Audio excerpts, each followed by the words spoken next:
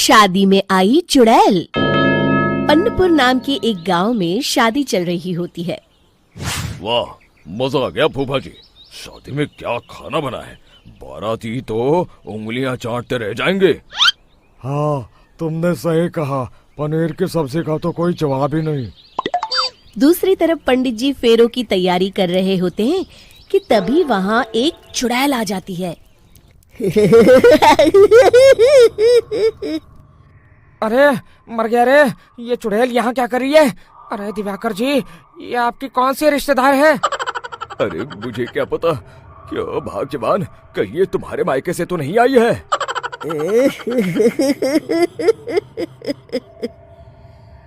तुम लोगों की इस गांव में बारात लाने की हिम्मत कैसे हुई?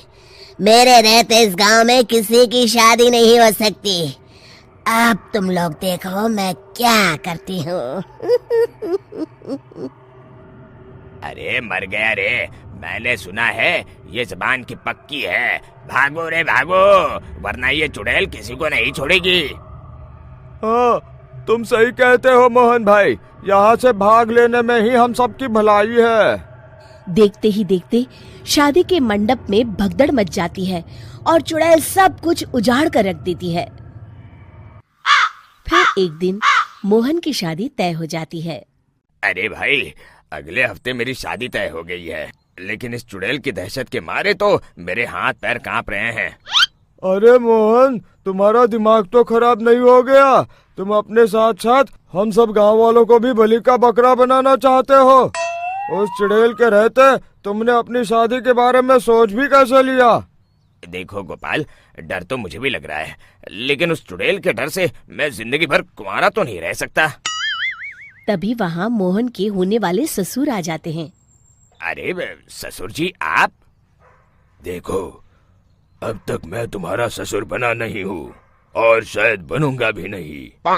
ये आप क्या कह रहे हैं? मैंने तो शादी का कोड भी सिलवा लिया है।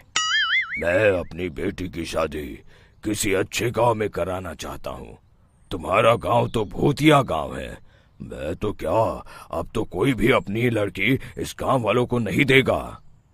इस तरह चुड़ैल के डर से उस गांव में किसी की भी शादी नहीं हो पाती।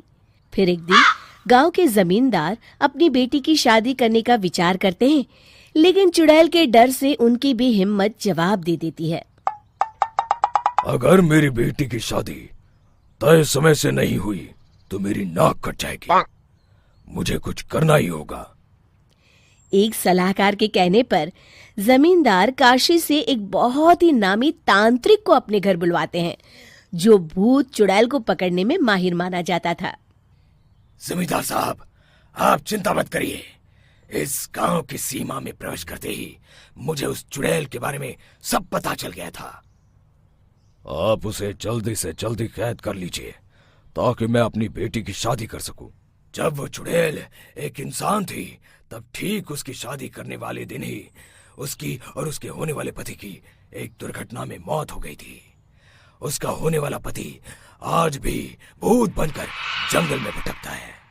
इसलिए जब तक चुड़ैल की शादी नहीं हो जाएगी, वो किसी और की भी शादी नहीं होने देगी। ये आप क्या कह रहे हैं? अगर वो भूत भी हमारे गांव में आ गया तब हमारा क्या होगा? ये आदमी बीच में बहुत बोलता है, इसे बाहर निकालो।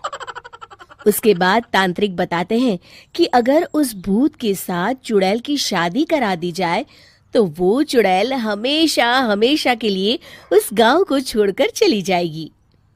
जमींदार साहब, आप अपनी बेटी की शादी की तैयारी शुरू कर दीजिए। मैं कुछ गांव वालों को अपने साथ लेकर उस भूत को ढूंढने जंगल की ओर जाता हूँ। इस तरह जमींदार निश्चित होकर अपनी बेटी की शादी करवाने लगते हैं, लेकिन तभी वहाँ चुड़ैल आ जाती है। मैंने तुम गांव वालों को समझाया था ना कि इस गांव में कभी कोई शादी नहीं करेगा। लगता है तुम लोग मुझे हल्के में ले रहे हो। चुड़ैल जमींदार की बेटी को उठा लेती है।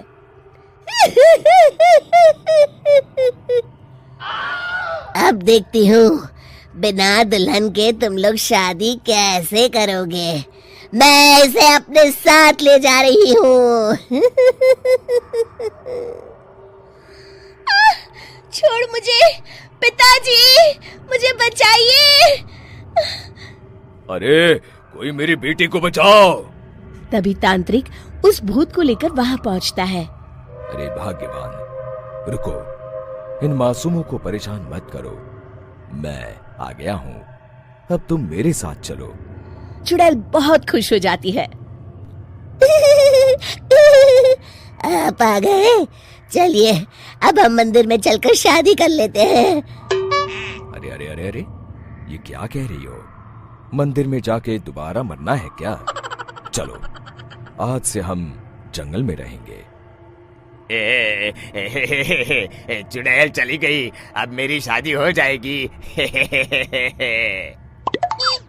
इस तरह सभी गांव वाले खुशी से झूमने लगते हैं।